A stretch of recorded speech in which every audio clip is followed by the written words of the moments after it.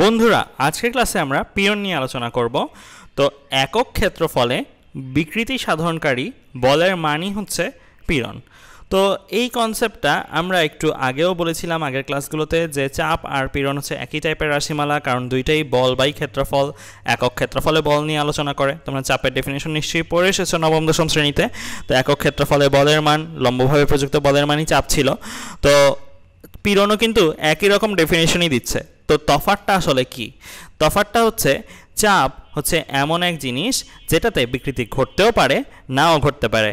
চিন্তা করো, তোমার রুমে যে দেয়ালটা আছে, এই দেয়ালে তুমি ধাক্কা দিলে, বল প্রয়োগ করলে এই দেয়ালে, তো এই দেয়ালে তুমি যদি বল প্রয়োগ করো তাহলে ওই দেয়ালটা কি কোনো মুভমেন্ট বা সরে গিয়েছে বা বাঁকা হয়ে গিয়েছে?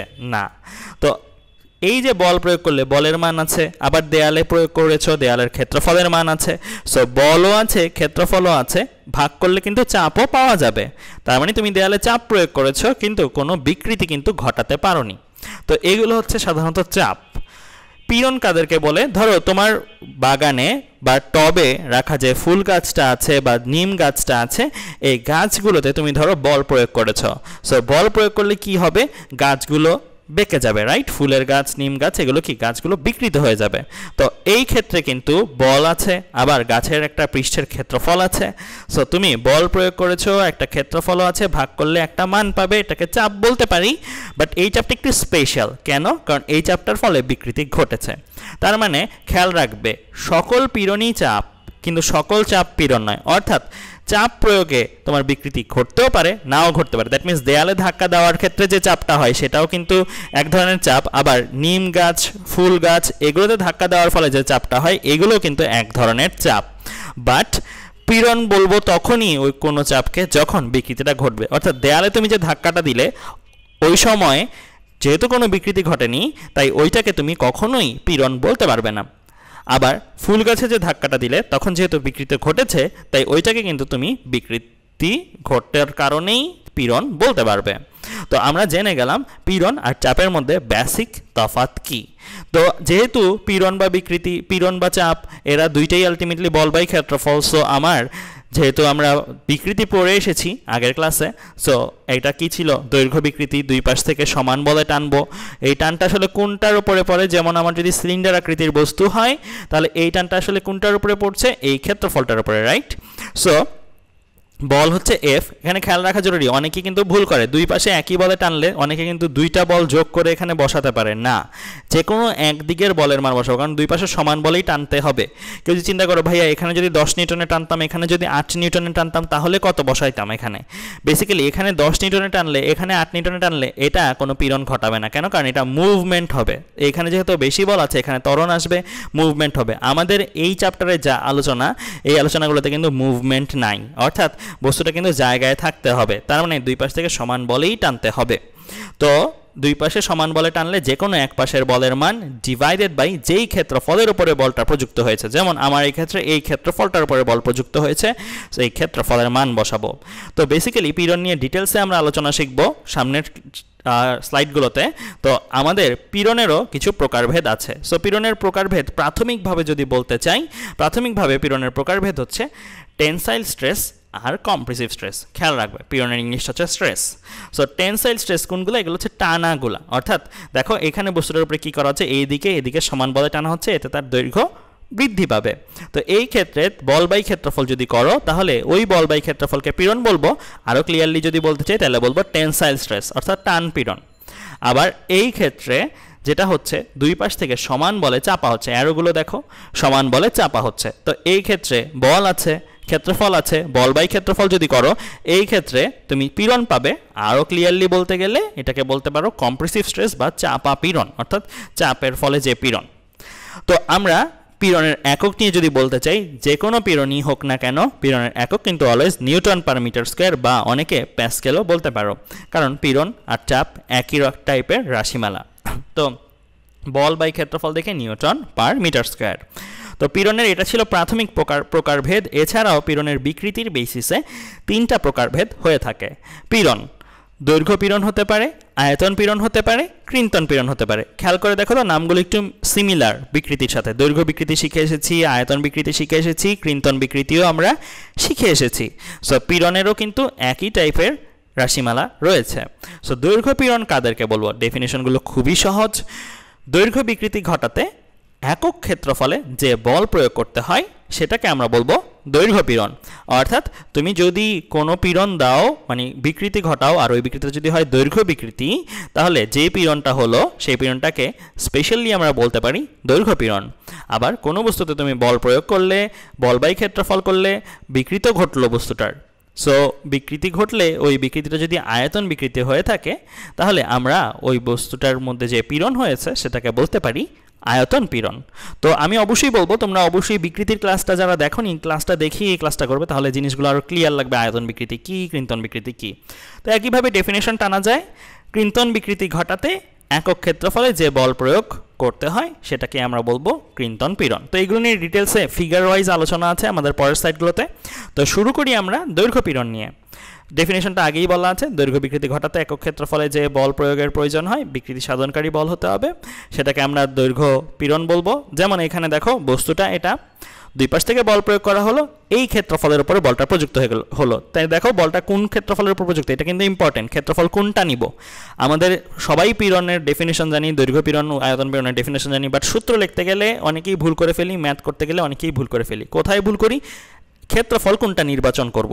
ক্ষেত্রফল কি আমি এটা নিব, নাকি চারপাশের যে খোলসটা আছে, চারপাশের যে ধরার জায়গাটা আছে সেই ক্ষেত্রফলটা নিব? তো এই ক্ষেত্রে খেয়াল রাখা জরুরি বলটা আসলে কোন ক্ষেত্রফলের উপর প্রযুক্ত হয়েছে। সো দেখো বলটা এই ক্ষেত্রফলের উপর প্রযুক্ত হয়েছে, দ্যাট মিন্স একটা বৃত্তাকার ক্ষেত্রফলের উপর প্রযুক্ত হয়েছে আমার এই স্যাম্পলটার ক্ষেত্রে।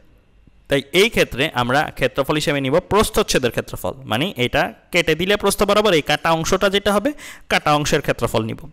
তো দৈর্ঘ্য পীড়নকে কি দিয়ে প্রকাশ করা হয়? সিগমা দিয়ে প্রকাশ করা হয়। এটাকে ডেফিনিশন আকারে বলতে চাইলে দৈর্ঘ্য বরাবর বল বসাবো, মানে এই বল যে কোনো একটা বসাবো, ডিভাইডেড বাই প্রস্থচ্ছেদের ক্ষেত্রফল।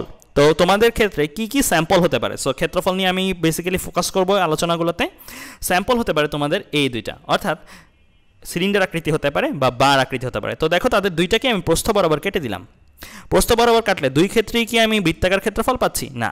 দেখো এই বস্তুটা বার আকৃতির বস্তুর ক্ষেত্রে আমি কাটা অংশের ক্ষেত্রফলটা কেমন পাচ্ছি? একটা চতুর্ভুজ আয়তক্ষেত্র আর কি। সো এই ক্ষেত্রে বার আকৃতির বস্তুগুলোর ক্ষেত্রে তুমি ক্ষেত্রফল হিসেবে নিবে, মানে এই যে এই হরটা আসলে কোনটা নিবে? প্রস্থ আর উচ্চতার মান, কারণ এটা তো দৈর্ঘ্যের মান, তাই না? এটা তোমার প্রস্থের মান আর এতটুকুটা হচ্ছে তোমার উচ্চতার মান। সো দৈর্ঘ্য তো নিব না, আমাদের এই ক্ষেত্রফলটা দরকার হলে প্রস্থ নিব আর উচ্চতা নিব। সো প্রস্থ আর উচ্চতাটা নিব। সো বার আকৃতির বস্তুর ক্ষেত্রে আমরা এ ইকুয়াল টু লিখব প্রস্থ গুণ উচ্চতা। সিলিন্ডার আকৃতির বস্তুর ক্ষেত্রে আমরা কি করব? সিলিন্ডার আকৃতির বস্তুর ক্ষেত্রে কাটা অংশের ক্ষেত্রফলটা কি আসবে? পাই আর স্কোয়ার, কারণ এটা একটা বৃত্ত। সো বৃত্তের ক্ষেত্রফল আমরা লিখব পাই আর স্কোয়ার। তো আমরা জেনে গেলাম যে কোন ক্ষেত্রে কোন ক্ষেত্রফলটা নিব দৈর্ঘ্য পীড়নের বেলায়। এবার চলো আসি আয়তন পীড়ন, আর আয়তন পীড়নের বেলায় কোন ক্ষেত্রফল নিতে হয় সেইগুলো নিয়ে আলোচনা করি। সো আয়তন পীড়ন আমরা ডেফিনেশনটা দেখে এসেছি, আয়তন বিকৃতি ঘটাতে একক ক্ষেত্রফলে বিকৃতি সাধনকারী বলের মান যেটা, সেটাই আমার আয়তন পীড়ন। একটা বস্তু আছে ভিআই আয়তন বিশিষ্ট, ইনিশিয়াল ভলিউম। সো এটার চারপাশ থেকে যদি আমি বল প্রয়োগ করি, অবশ্যই সমান বল হতে হবে। সমান বল না হলে মুভমেন্ট হয়ে যাবে। এখান দিয়ে যে বল আসতে হবে, এখান দিয়েও সেই বল, এখান দিয়েও সেই বল, প্রত্যেকটা পাশ থেকে সমান বল যদি আমি প্রয়োগ করি, তাহলে বস্তুটা কি হবে? সংকুচিত হয়ে যাবে। সংকুচিত হয়ে তার আয়তনটা কত দাঁড়াবে? ভিএফ। অর্থাৎ চারপাশ থেকে বল প্রয়োগ করার কারণে বস্তুটার আয়তন কিন্তু পরিবর্তিত হয়েছে। এই যে আয়তনের পরিবর্তনটা ঘটলো, বিকৃতি ঘটলো, সো এই ক্ষেত্রে যে বলটার ফলে বিকৃতিটা ঘটলো, মানে চারপাশ থেকে যেই বলটার ফলে, সেই বলগুলো কোথায় প্রযুক্ত হয়েছে বলো তো? এটা কিন্তু পৃষ্ঠের ওপরে প্রযুক্ত হয়েছে, অর্থাৎ গোলকের চারপাশের পৃষ্ঠের ওপরে প্রযুক্ত হয়েছে।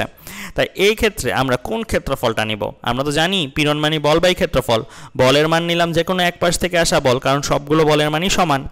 আর ক্ষেত্রফলের মান কোন ক্ষেত্রফলের মান দিয়ে ভাগ দিব? খেয়াল রাখবে পৃষ্ঠতলের ক্ষেত্রফল দিয়ে ভাগ দিব। অর্থাৎ আয়তন পীড়ন এটাকেও সিগমা দিয়ে প্রকাশ করা হয়। সিগমা ইকুয়াল টু পৃষ্ঠ বরাবর বল ডিভাইডেড বাই পৃষ্ঠতলের ক্ষেত্রফল। অর্থাৎ পৃষ্ঠ বরাবর যে কোনো একটা বল নিব, একটা বল নিতে হবে, এগুলো আবার যোগ করে দিব না। একটা বল ডিভাইডেড বাই পৃষ্ঠতলের ক্ষেত্রফল। সো আমাদের আলোচনাগুলো আসলে ম্যাথে কি কি হতে পারে, যেমন আমি এখানে গোলক নিয়ে আলোচনা করেছি, তাই এখানে যখন ক্ষেত্রফলের মান বসাতে কি বসাতে, গোলকের ক্ষেত্রফলের সূত্র কি 4πr² বসাতে। তো গোলক ছাড়াও আমাদের ক্ষেত্রফল হিসেবে ঘনকের ক্ষেত্রফলও ব্যবহার হতে পারে। যদি আমাদের বস্তুটা ঘনক আকৃতির থাকতো, আমরা চারপাশ থেকে বল প্রয়োগ করতাম, তখন আয়তন পীড়নের ফর্মুলাটা হতো এরকম, বল বাই পৃষ্ঠতলের ক্ষেত্রফল। আর ঘনকের জন্য পৃষ্ঠতলের ক্ষেত্রফল আমরা নিতাম 6 ইন্টু বাহু স্কোয়ার, কারণ ঘনকের 6টা পৃষ্ঠ আছে আর ঘনকের প্রতিটা বাহুর মান যেহেতু একই, তাহলে প্রত্যেকটা পৃষ্ঠের ক্ষেত্রফল হচ্ছে বাহু স্কোয়ার আর 6টা পৃষ্ঠের ক্ষেত্রফল হচ্ছে 6 ইন্টু বাহু স্কোয়ার। অর্থাৎ ঘনক টাইপের বস্তু যদি থাকে তাহলে পৃষ্ঠতলের ক্ষেত্রফল হিসেবে তোমরা 6 বাহু স্কোয়ার বসাবে। তো আমরা জেনে গেলাম আয়তন পীড়ন কি, আয়তন পীড়নের ক্ষেত্রে কি কি ধরনের বস্তু হতে পারে আর ক্ষেত্রফল কি কি নিতে হতে পারে। তো আমরা এখন আলোচনা করব ক্রিন্তন পীড়ন নিয়ে। তো ক্রিন্তন পীড়নটা কি ছিল, ক্রিন্তন বিকৃতিটা কি ছিল, এটা একটু রিভিউ করে আসি। সো আমাদের ঘনক আকৃতির ধরো একটা বস্তু আছে বা যে কোনো শেপেরই বস্তু থাকতে পারতো, এটা ধরো ভূমির সাথে নিচের এই পৃষ্ঠটা শক্তভাবে লাগানো, অর্থাৎ এটা মুভ করবে না। আমরা যদি এই ঘনকটার একটা পৃষ্ঠে একটা বল প্রয়োগ করি, খেয়াল রাখবে এই বলগুলো কিন্তু একটু স্পেশাল টাইপের বল, এগুলোকে বলি স্পর্শক বল। কেননা আগে যতগুলো ঘটনাই দেখেছি আমরা, দণ্ডকে টেনে নেওয়া, গোলককে চাপা, ওই ঘটনাগুলোর মধ্যে বলটা কি ছিল, যেই বিন্দুর উপরে প্রযুক্ত হতো সেই বিন্দুগামী তলের সাথে লম্বভাবে প্রযুক্ত হতো, অর্থাৎ বলটা খাড়াভাবে প্রযুক্ত হতো। বাট এই ক্ষেত্রে দেখো বলটা কিভাবে প্রযুক্ত আছে, বলটা তলের সাথে সমান্তরালে প্রযুক্ত আছে, অর্থাৎ তলের গা ঘেঁষে ঘেঁষে প্রযুক্ত আছে, তাই এটাকে আমরা বলি স্পর্শক বল। তো একটা পার্ট অ্যাটাচ করে যদি আরেকটা পার্টে আমরা স্পর্শক বল প্রয়োগ করি, তাহলে বস্তুটার অবস্থা দাঁড়াবে এরকম, অর্থাৎ আয়তনের পরিবর্তন ঘটবে না কিন্তু আকৃতির পরিবর্তন ঘটবে। তো এই ক্রিন্তন বিকৃতি ঘটনার জন্য আমরা যে বল প্রয়োগটা করলাম মানে এফ, আর যেই ক্ষেত্রফলের উপর বল প্রয়োগটা করলাম, এখানে ক্ষেত্রফল কোনটা বিবেচনা করা হবে, যেই তলের উপরে বলটা প্রযুক্ত হয়েছে। যেমন দেখো এখানে তো এই তলের উপরে বলটা প্রযুক্ত হয়নি, এই তলের উপরে বলটা প্রযুক্ত হয়নি, বলটা প্রযুক্ত হয়েছে কোন তলের উপর, এই তলের উপর, তাহলে ক্ষেত্রফল কোনটা নেওয়া হবে, এই তলের ক্ষেত্রফলটা হিসাব করে নিতে হবে। সেই ক্ষেত্রে হয়তো আমাকে দৈর্ঘ্য প্রস্থ এগুলো দেওয়া থাকতে হবে। তো আমরা এই ক্ষেত্রফলটা দিয়েই যেন বলটাকে ভাগ করি, মানে বল ভাগ এই ক্ষেত্রফলের মানটা যেন আমরা পাই, যেই তলকে সে স্পর্শ করে যায় সেই তলের ক্ষেত্রফল। তো আমরা লবে বসাবো স্পর্শক বল আর হরে বসাবো যে ক্ষেত্রফলটাকে বলটা স্পর্শ করে সেই স্পর্শক তলের ক্ষেত্রফল। তো এখানে ক্রিন্তন পীড়নটাকে আমরা কি দিয়ে প্রকাশ করে থাকি, টাউ দিয়ে প্রকাশ করে থাকি। তো আমরা জেনে গেলাম ক্রিন্তন পীড়ন রাশিমালাটা কি। তো খেয়াল করে দেখো সবগুলো পীড়ন রাশিমালাই কিন্তু F/A ছিল, বাট এক একটার জন্য কিন্তু এক এক রকমের এ অর্থাৎ ক্ষেত্রফল ব্যবহার করেছি। তো আমাদের এইগুলো সম্বন্ধে ভালো ধারণা থাকতে হবে কোন ক্ষেত্রে আমি কোন ক্ষেত্রফলটা দিয়ে আসলে ভাগ দিব। তো আজ এ পর্যন্তই, ধন্যবাদ সবাইকে।